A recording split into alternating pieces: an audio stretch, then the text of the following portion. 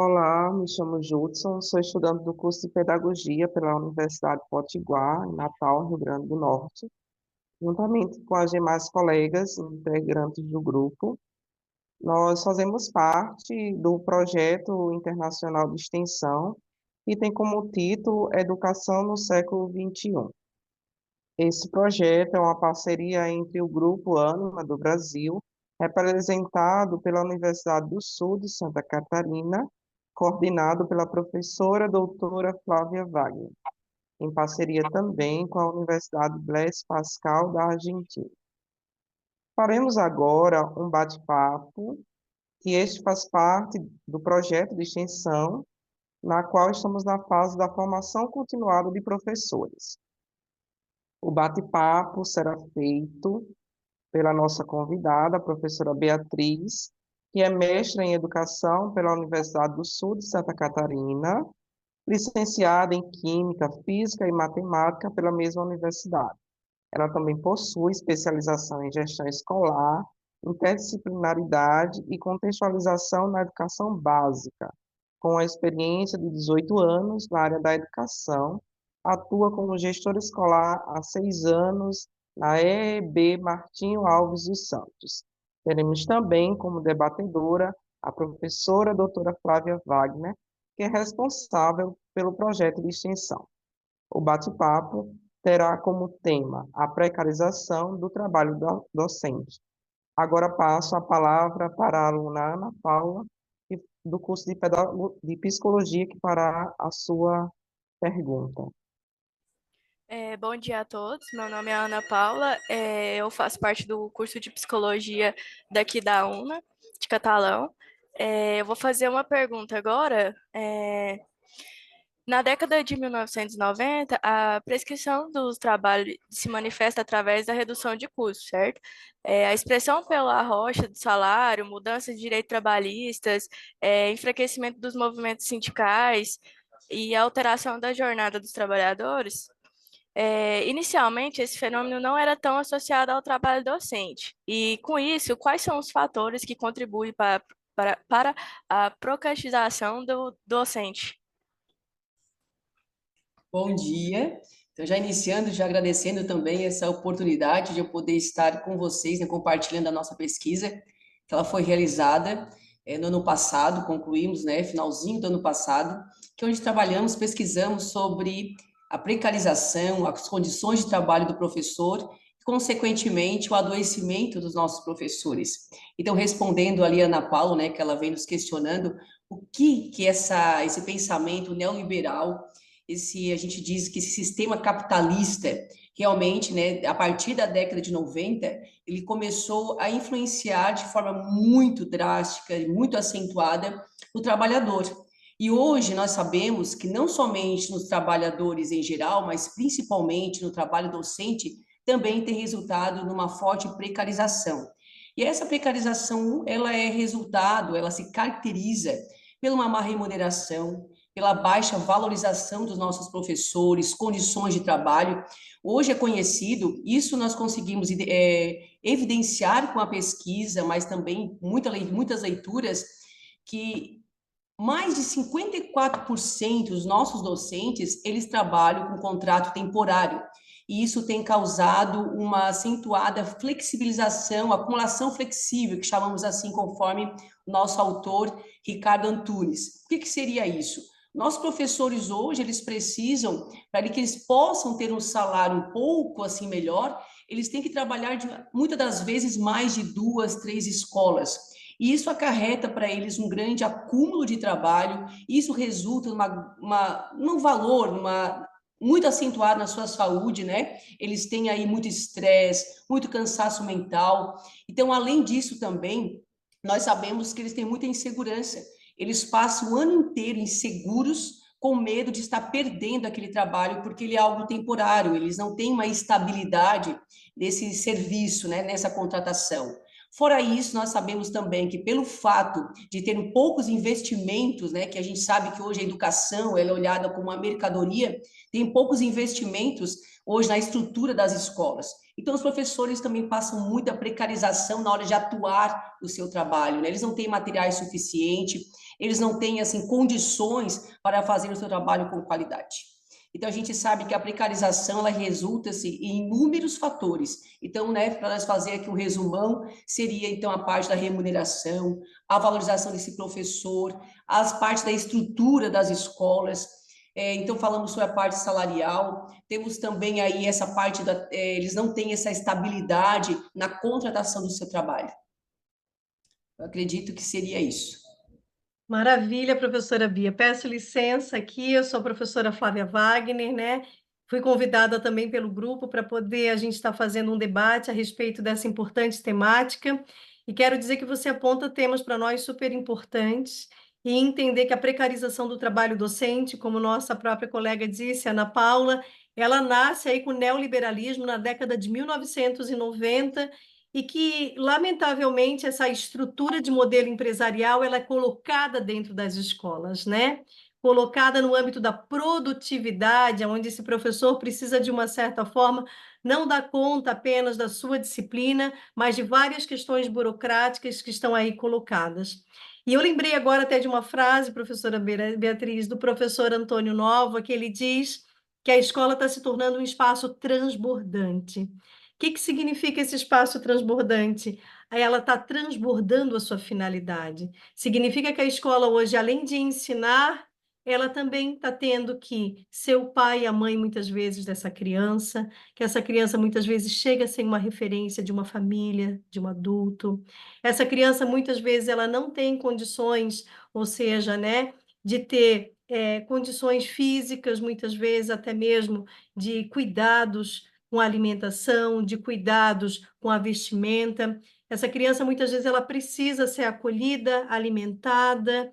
Então, a escola, muitas vezes, ela vai para além dos seus limites. E isso reflete diretamente no trabalho do professor, que ele se torna, de fato, né, uma referência para essa criança, mas muitas vezes ele perde, né? Ou seja, a finalidade maior que é o ensinar, porque ele precisa fazer muitas coisas. E Isso quando a é. Beatriz nos traz a situação de que esse professor precisa cuidar da sua saúde mental, aí nós temos esses fatores que você muito bem levantou. Ou seja, cuidar da saúde mental do professor tem relação com essa questão, né, do número de alunos por turma. Quantos professores estão com turmas de 30, né, 50 alunos? Principalmente numa fase de alfabetização, onde é tão difícil a gente conseguir dar essa individualidade que esse sujeito precisa. É claro que a LDB, ela preconiza um máximo por sala. No entanto, a gente percebe que esse máximo, ele se destoa da realidade, porque esse professor, de uma certa forma, ele precisaria ter aí de 10 a 15 alunos dentro de sala de aula para que ele pudesse fazer um bom trabalho. Tem uma questão que você nos coloca, que é a questão do professor ser CLT, contrato temporário. Então, chega final do ano, ele fica nessa insegurança. Será que eu vou ter trabalho ano que vem de novo? Além do que um trabalho que ele é pouco remunerado. Então, existe uma desvalorização social dessa própria profissão. Então, nós estamos falando aqui de algo muito importante, que é olhar para esses problemas da profissão docente na educação básica, principalmente no ensino fundamental 1, que a gente percebe, né, que é onde está tendo aí uma base que está ficando fragilizada e que isso vai repercutir em toda a formação desse sujeito. Então, quero dizer que as leis estão aqui, políticas educacionais estão aqui, e uma delas é o Plano Nacional de Educação, que está sendo pensado para o próximo decênio. De 2034, ou seja, até 2034, ele vai vigorar. Então, começa a partir desse ano, 2024, e a gente percebe que nessa política é ela que deveria estar dando essa sustentação de melhores salários, de melhores condições, de infraestrutura de trabalho. Então, nós estamos falando de um problema que não é só, ou seja, né, uma autopercepção do professor sobre o cenário que ele está vivendo, mas principalmente de vontade política para que a gente possa reordenar todo esse trabalho que está sendo, né, cada vez mais desvalorizado pela própria sociedade e no âmbito também das políticas educacionais. Maravilha. Passo então para o Judson novamente a fala para dar continuidade a esse rico debate. Convidamos agora a aluna Tainá para fazer a próxima pergunta. Bom dia, tudo bem? Eu sou a Tainá, da IMB Morumbi de São José dos Campos.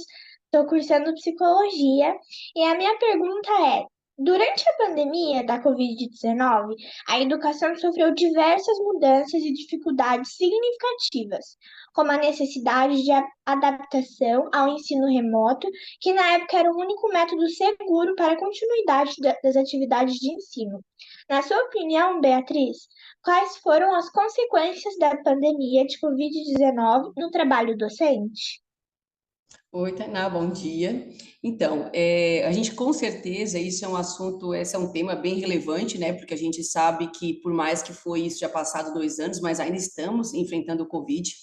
E diante dessa situação, com certeza se agravou muito a precarização dos professores. Primeiramente, pelo fato de algo que aconteceu, a gente sabe que foi imediato, onde os professores tiveram que mudar de uma forma drástica toda a sua estrutura, né, sua metodologia de ensino. Aí a pergunta é: eles tiveram uma preparação para isso? Não.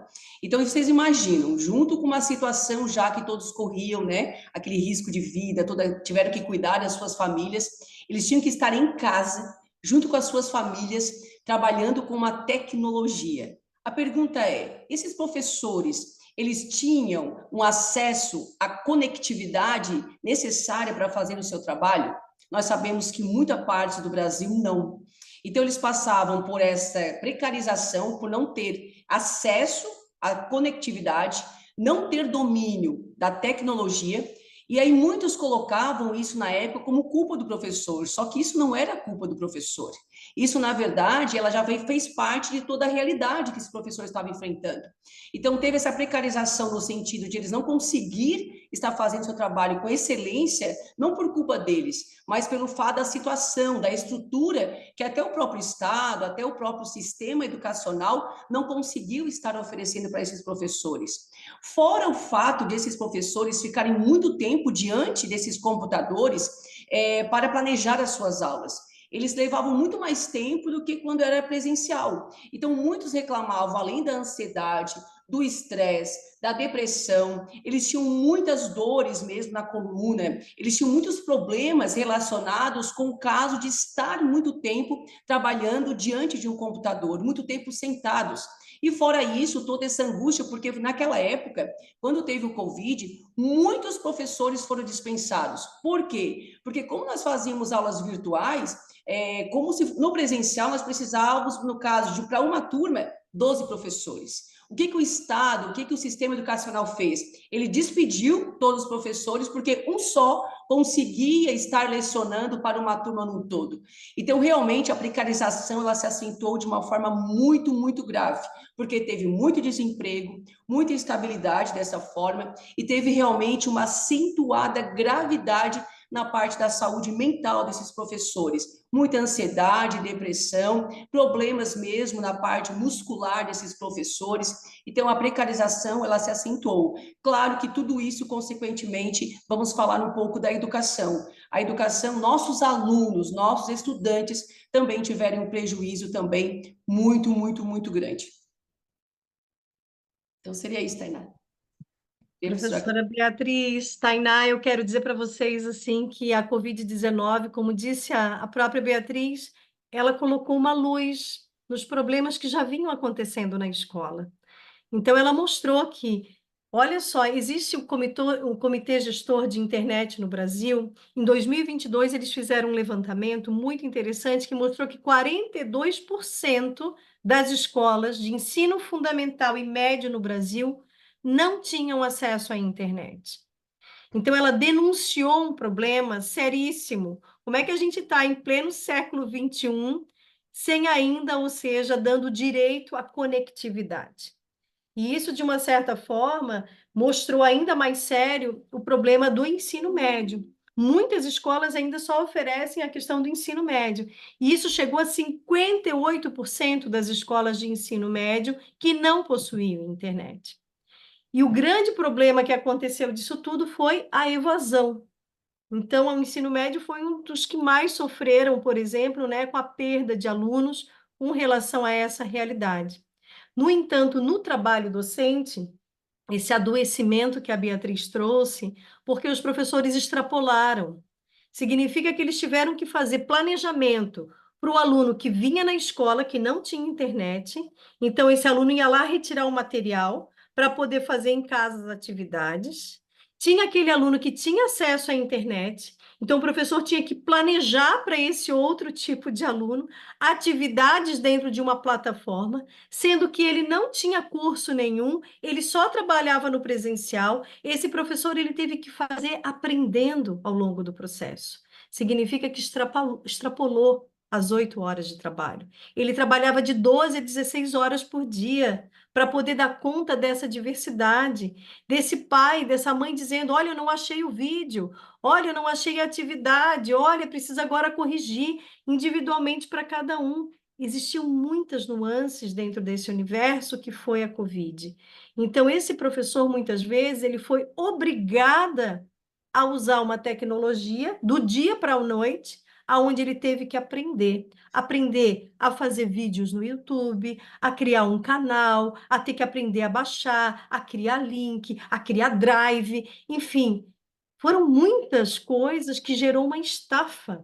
E essa estafa que a Beatriz está colocando tem a ver com a saúde mental, mas tem a ver com essa questão física, né? Dessa questão realmente de uma LER, né? Desse problema seríssimo que é essa questão do sedentarismo para o professor, porque ele precisou ficar sentado. Ele precisou, de uma certa forma, planejar, e tem muita criatividade para fazer adaptação disso. Então, nós estamos falando aqui da Covid-19, sobre o problema da conectividade, mas, ao mesmo tempo, o problema de excesso de trabalho para esse professor. E a Beatriz pode nos dizer aqui quantos professores se aposentaram, pediram para sair. Eu estou adoecendo, eu não quero mais ficar nesse ritmo acelerado. Além de meu salário não ter aumentado em nada e eu estou trabalhando o dobro, significa que eu não me adaptei a esse novo modelo. Então, muitos professores também sofreram, tiveram um sofrimento psíquico com isso, né? Então, eu quero dizer para vocês que a Covid-19, a gente tem ganhos, porque depois disso houve mais investimento nas escolas também, com relação à conectividade, né? No entanto, essa sobreposição de trabalho permaneceu, porque muitos professores continuam fazendo o planejamento presencial, mas também sendo exigido deles o uso de tecnologia dentro das escolas, e que isso requer mais um planejamento. Então, hoje, a estrutura montada ainda não nos dá condições para que esse professor possa fazer uso da tecnologia sem aumentar o seu índice de trabalho, porque a estrutura ainda não mudou. A estrutura ainda continua velha. Ou seja, né, do antes da pandemia, significa que esse cara ainda está trabalhando, continua trabalhando ainda mais. E esse uso da tecnologia, pessoal, para o professor é alimentar planejamento, diário de classe, relatório, é busca ativa, é aluno que está faltando. Existe uma série de burocracias também que ele precisa dar conta para além das aulas que ele realiza. Então, olhar para a Covid-19, a gente olha para a tecnologia, a gente faz esse discurso e a gente precisa parar para olhar para isso tudo, né? Acho que a Beatriz conhece aqui a professora Dalila, né? A professora Dalila, ela é uma das grandes, ou seja, que ergue essa bandeira dessa discussão no Brasil, Dalila Andrade Oliveira. Então, ela é uma das pessoas que faz essa discussão, nessa sensibilização. Até onde que nós vamos continuar com essa precarização? Tendo em vista que nós estamos estando aí, eu acho que um grande apagão dos docentes.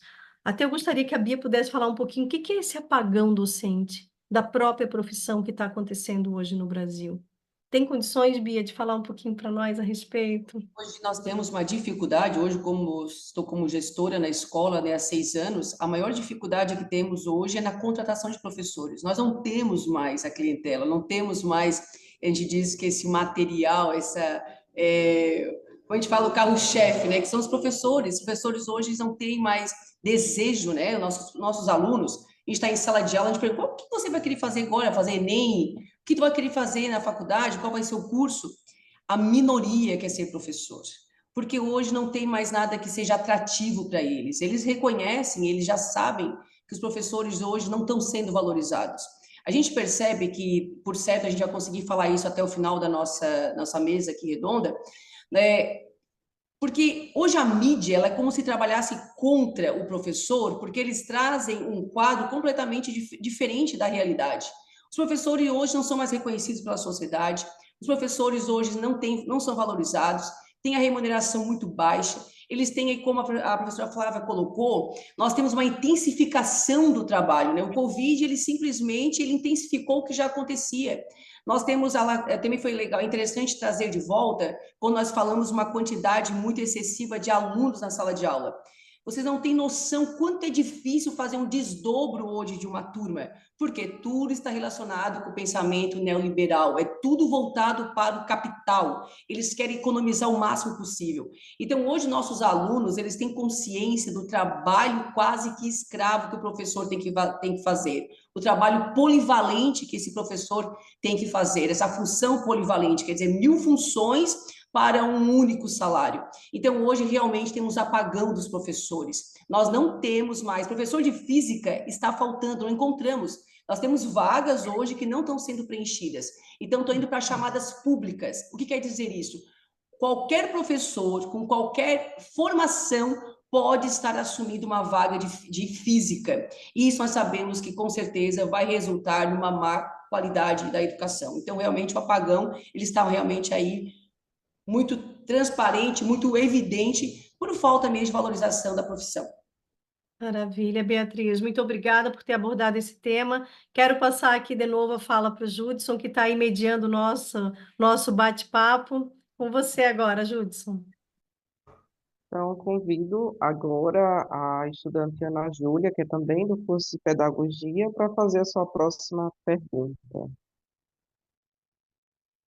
Bom dia, gente. Bom dia, Beatriz. Bom dia, Flávia.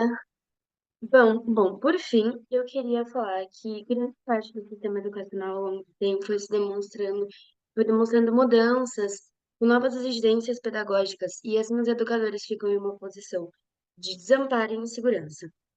E também, visto a situação da precarização do trabalho, foi muito comentado aqui, é notória a influência disso diretamente no chão da escola. Por isso fica explícita a necessidade de mudar as condições de trabalho, né? Uma mudança nessas condições de trabalho. Então, a minha pergunta seria: que tipo de estratégias podem ser oferecidas para os professores para amenizar a precarização do seu trabalho? Então, bom dia para ti também. E com certeza, assim, ó, esse movimento que vocês estão fazendo, né, esse projeto de extensão, trazer esse tema para que ele seja agora propagado para muitos, isso com certeza é uma das principais estratégias. Eu acredito que todos têm que conhecer a realidade do professor, a realidade mesmo, como você falou, né, como que trabalha no chão, né, aquele que está realmente na sala de aula. Isso a gente pensa, mas todos sabem como é que é a realidade do professor na sala de aula. Não, eles não sabem, eles não conhecem. Só o professor que está na ativa, ou o aluno, ou a direção que sabe o que o professor sofre. Quais são realmente essas precarizações dos professores? Então, a principal estratégia é isso: divulgar, propagar, é fazer conhecer a todos quais são realmente a nossa realidade. Então, isso eu já dou uns parabéns para vocês, porque isso é uma iniciativa, é uma estratégia que tem que sempre acontecer. Então, já nessa linha de pensamento, eu acredito que a outra estratégia seria as publicações, as pesquisas, né? É estar influenciando com que os nossos professores, eles façam a sua formação continuada, entre no mestrado, doutorado, para que haja as pesquisas, seja construída essas pesquisas, para que na sequência haja publicações, para que mais uma vez um número maior, um quantitativo maior de pessoas possam conhecer a realidade dos professores. E com isso, nós venhamos fazer uma mexida nas políticas públicas, porque sabemos que nós somos muito amarrados, nós não temos muita autonomia para fazer essas mudanças. Nós precisamos que as políticas públicas, que a parte governamental, ela possa trabalhar a nosso favor. Aí entra, então, como a professora Flávia já trouxe para nós, o PNE, o Plano Nacional de Educação. Ela é uma arma, vamos dizer assim, uma arma que está nas nossas mãos, é uma arma positiva, que lá nós podemos falar, nós podemos acompanhar as metas. Para deixar mais claro, o que é esse Plano Nacional de Educação? Ele é um plano construído por todos, com a participação de professores, estudantes, muitas instâncias colegiadas que participam da construção desse plano para construir metas para a melhoria das condições de trabalho dos nossos professores e também dos nossos estudantes, né? Da qualidade da educação. Então, qual é uma das estratégias? É nós acompanhar agora durante esses próximos decênios, esses próximos 10 anos, se essas metas realmente estão sendo cumpridas. E que para essas metas sejam cumpridas, é fundamental que nós venhamos conhecer essas metas, que nós possamos conhecer isso profundamente, para que assim possamos fazer essas cobranças. Então, isso pode acontecer através, realmente, como está acontecendo agora, vocês sabem, a greve dos professores, né, que é uma luta, né, não só sindical, mas uma força, uma luta mesmo de classe, para que haja essa valorização, e mais para que haja essa valorização de forma efetiva, é importante que todos, toda a comunidade escolar, como toda a comunidade mesmo, pais, alunos responsáveis, conheçam essas metas, o que realmente os professores, quais são realmente as metas que nós desejamos, para que juntos nós possamos alcançá-las. Então, isso é uma das estratégias. Fora isso, nós também temos que trabalhar no chão da escola, que são as formações continuadas. Os nossos professores pedem muito para ser ouvidos, mas ouvidos mesmo, quais são as suas necessidades, que hoje, também voltado para esse mercado, esse capitalismo, todas as formações continuadas que nós temos, é tudo voltado, eles trazem temas totalmente desligados das reais necessidades dos professores. Então, é fundamental que haja um diagnóstico, que seja uma sede, seja realmente um sistema educacional, ele para ouvir a necessidade do professor. E aí venhamos fazer uma formação emancipatória, que seja uma formação que realmente haja uma transformação. E essa transformação, ela seja não só para a escola, mas principalmente para o professor, que olhe o professor não como somente um profissional, mas como um ser humano que precisa ser cuidado. Então, eu acho que isso seria uma das principais estratégias. E é isso. Maravilha, Bia. Nossa, quanta coisa você trouxe aqui importante. E eu gostaria também de dizer que dentro desse discurso que você nos aponta, trazendo cuidado, né, com a saúde, essa sindicalização dos professores, para que eles possam realmente fazer parte de uma associação, de um sindicato, para que crie essa coletividade de lutar pelos seus direitos trabalhistas, de fato, que nós estamos falando aqui de direito trabalhista, de condições de trabalho. Então, esse é um ponto muito importante. Eu gostaria também de levantar outro, Bia, que é com relação à ciência, à produção de conhecimento. Hoje a Beatriz, ela está aqui conosco, dividindo, né, essa caminhada de pesquisadora também, do que você trouxe a respeito dos teus estudos, e hoje vem se tornando uma referência para nós sobre essa temática, aqui na nossa região, trabalhando aí, ou seja, com Tubarão, uma cidade, né, interior aí do sul de Santa Catarina, mas dizer o quanto a gente precisa também de pesquisadores dentro dessa área. Nós temos aqui uma referência no Brasil, que é o Vitor Henrique Paro, é um professor que já vem levantando essa bandeira também há muito tempo nessa discussão, e ele vem provocando também essas reflexões dentro da universidade, dentro das formações continuadas, sobre esse cuidado com a qualidade do ensino, esse cuidado com a gestão democrática das escolas. Quando a gente fala em gestão democrática, é algo que hoje virou um chavão nos nossos documentos, né? Seja no projeto pedagógico, na LDB, na Constituição, né? No próprio Plano Nacional que você acabou de mencionar. Só que, no entanto, realizar a gestão democrática numa escola requer realmente um posicionamento político, requer uma coletividade, requer dar autonomia para esse professor, né? Em a gente rever essas regras que estão colocadas hoje em cima da mesa, que de uma certa forma são regras que não atendem à nossa realidade. A gente está falando de número de alunos, a gente está falando de condições de salário, a gente está falando de rotatividade de professores, a gente está falando de saúde docente, nós estamos falando de várias regras aqui que hoje, que elas estão muito distantes daquilo que se almeja para uma profissão que possa ser respeitada e que possa ter essa qualidade que nós buscamos dentro do ensino. Então, eu quero dizer que eu defendo muito também essa bandeira da pesquisa, de nós continuarmos, enquanto professores, né, nessa emancipação, nessa ampliação da nossa consciência, para que a gente também não seja máquina de manobra dentro do governo para atingir interesses políticos, né? Como você mesmo colocou, interesses neoliberais que estão aí, ou seja, explorando o professor para poder, de uma certa forma, alcançar os seus interesses. Então, nós temos aqui que nos posicionar enquanto categoria, assumir o nosso papel enquanto intelectuais da educação. Nós estamos aí formando pessoas para uma sociedade, contribuindo para o desenvolvimento humano da formação das pessoas, não só no conteúdo da matemática, do português, do inglês, mas sim na formação integral desse sujeito, que é uma formação afetiva, que é uma formação cultural, uma formação social, uma formação política e uma formação cognitiva, que é essa, né, de conhecimento. Mas a escola, ela é um espaço para a gente debater sobre essas questões, sobre a sociedade, né, sobre o homem que nós queremos formar, a mulher que nós queremos formar para a nossa sociedade. E para isso a gente precisa de condições de trabalho, né, para que possamos atingir a essa grande missão que é ser professor. Então, Ana Júlia, parabéns pela tua pergunta. Eu acho que ela é muito provocadora no sentido de quais estratégias, né, e possibilidades que a gente enxerga dentro desse tema que é a precarização. E eu quero deixar uma mensagem final e vou convidar para a Beatriz também fazer isso e dizer que não desistam da profissão docente.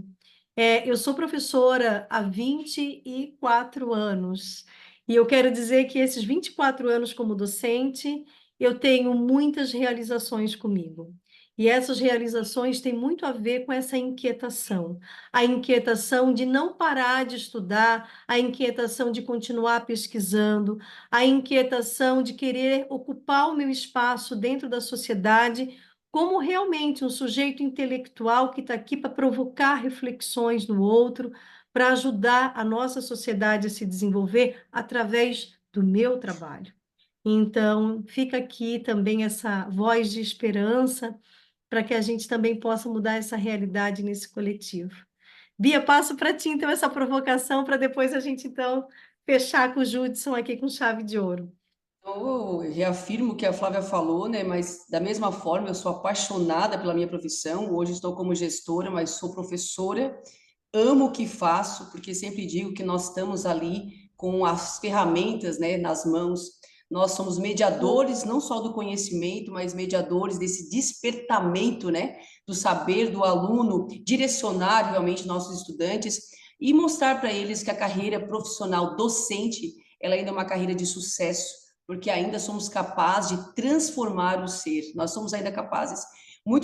A gente acredita que 90% dos nossos estudantes eles se espelham muito ainda no professor. Quantos, né, de vocês, quantos de nós aqui, que a gente não, quantos nós somos o que somos hoje porque nós nos espelhamos no professor, nós admirávamos esse professor, então eu acredito que é uma profissão que ela ainda é muito valorizada, no sentido de nós valorizamos aquilo que fazemos e da forma que somos.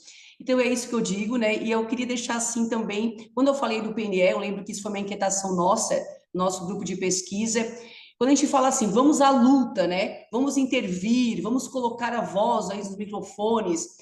Como fazer isso, né? Então é importante que todos saibam que nós podemos participar de fóruns, participar da CONAI, né? Que são movimentos que eles realmente nos oportunizam dar a nossa opinião. Então é importante que isso seja conhecido de todos, que nós podemos realmente dar a nossa opinião através de fóruns, através da CONAI.